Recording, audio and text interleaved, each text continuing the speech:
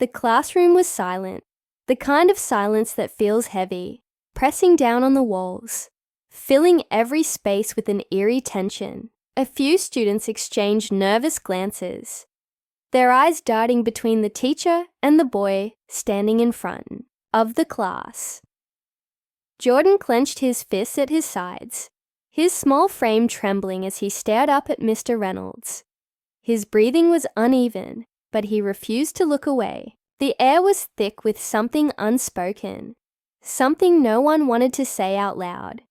Mr. Reynolds' face was red, his jaw tight as he towered over Jordan. His hand was still raised slightly, as if even he was shocked by what he had just done. The sharp crack of the slap still echoed in the minds of the students who had witnessed it. Some had gasped, others had covered their mouths, too afraid to make a sound. No one moved. No one dared to. Jordan's cheek burned, a stinging reminder of the humiliation he had just endured. But what hurt more than the physical pain was the look in Mr. Reynolds' eyes. Not regret, not concern, just anger, frustration, like Jordan was nothing more than a problem to be dealt with. For a few seconds, Jordan didn't say a word. He just stood there, the heat on his face growing, his pulse pounding in his ears. Then slowly, his lips parted, and his voice, calm but firm, cut through the silence. "My dad is your boss." The words sent a shockwave through the room. Some students' eyes widened. A few exchanged nervous glances, while others simply held their breath, waiting for what would happen next. Mr. Reynolds froze. His face, which had been twisted with anger just moments ago, suddenly drained of color. The confidence in his stance faltered, his shoulders stiffening as realization dawned on him. The weight of Jordan's words settled in the room like a storm cloud, thick and heavy with consequences. For the first time, it wasn't Jordan who looked afraid. It was Mr. Reynolds, and in that moment, the power had shifted.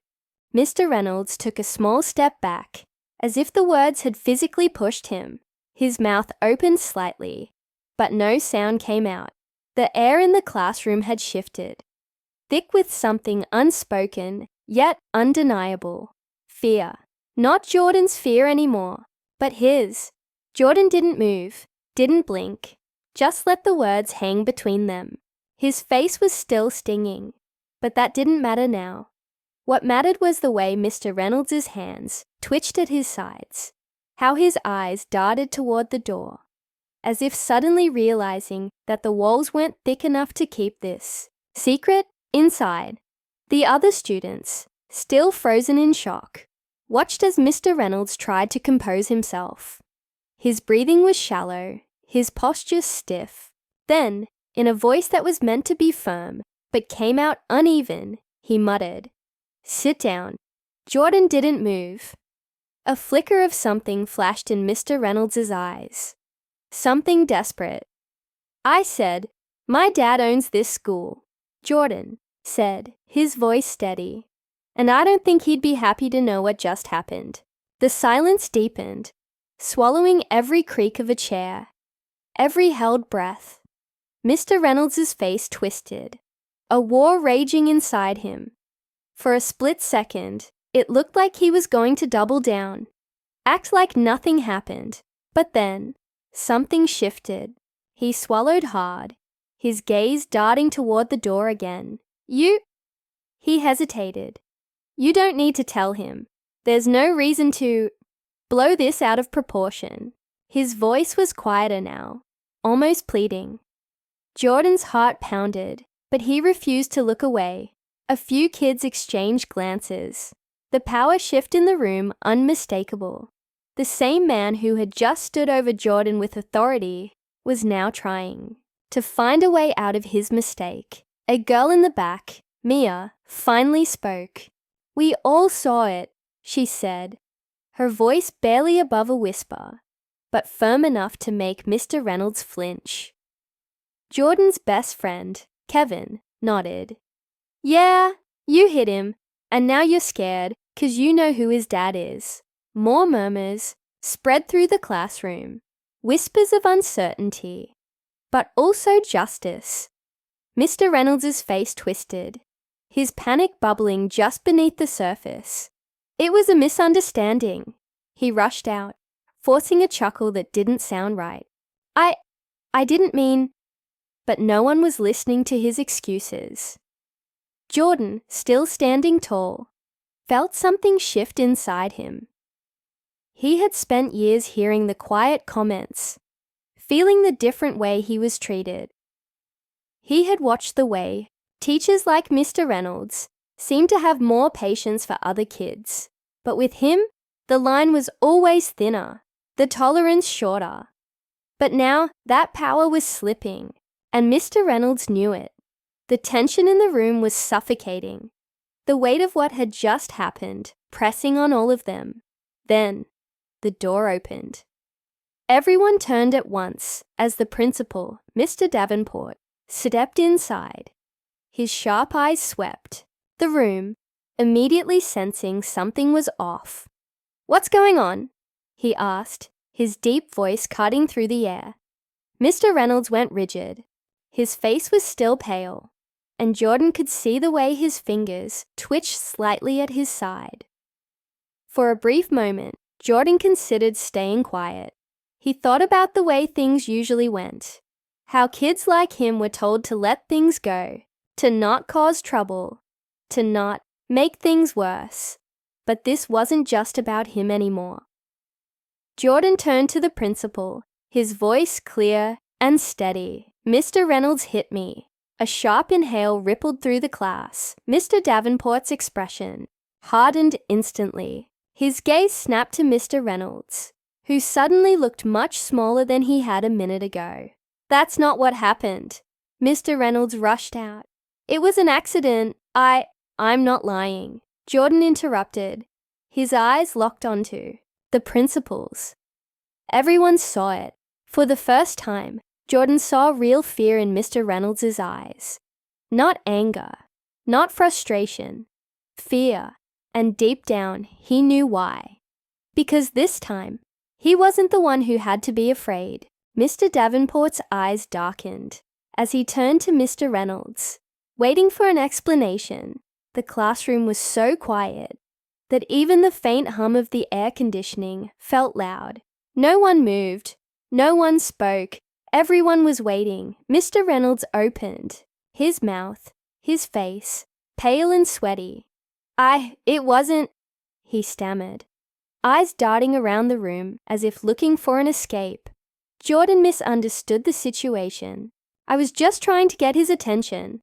"That's not true," Mia said firmly from the back of the class.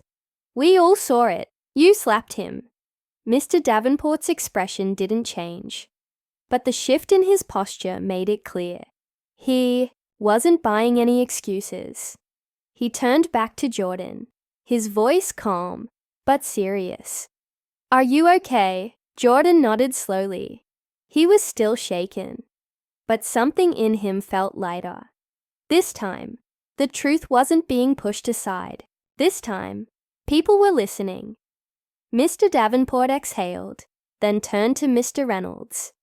"We need to have a conversation, right now." Mr. Reynolds looked like he wanted to argue, but he knew there was nothing he could say to fix this. Without another word, he stiffly walked toward the door, his whole body tense. As he passed Jordan, he didn't make eye contact. He didn't say anything. He just left. The moment the door shut behind him, the classroom let out a collective breath, like they had all been holding it in. Kevin turned to Jordan, his eyes wide. "Dude, that was crazy."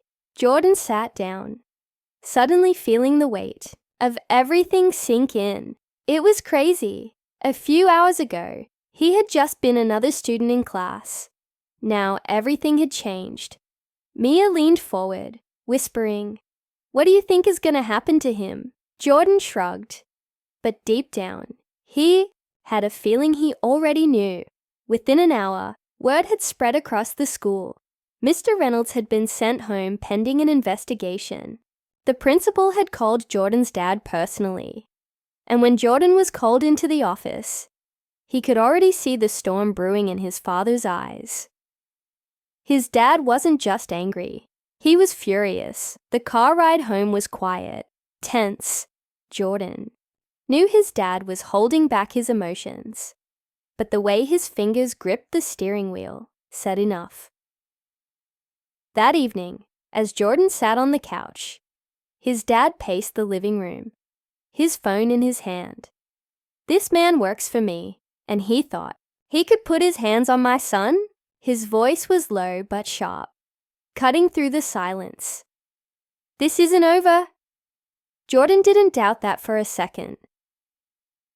The next morning, everything escalated. Mr. Reynolds didn't return to school. Rumors swirled that he had been placed on indefinite leave. Some students whispered about whether he'd be fired. Others wondered if he'd try to deny what happened. But it didn't matter anymore. The truth was out. A few days later, Jordan walked into class feeling different, lighter, stronger. He wasn't afraid anymore. He wasn't just another kid who had to take whatever was thrown at him. He had spoken up. He had been heard, and he knew without a doubt that Mr. Reynolds would never have that kind of power again. As he sat down at his desk, Kevin leaned over with a grin. So, your dad really is the boss. Jordan smirked. Yeah, and now everyone knows it. And with that, he picked up his pencil, turned to his notebook, and got back to learning, just like he was always supposed to. The end.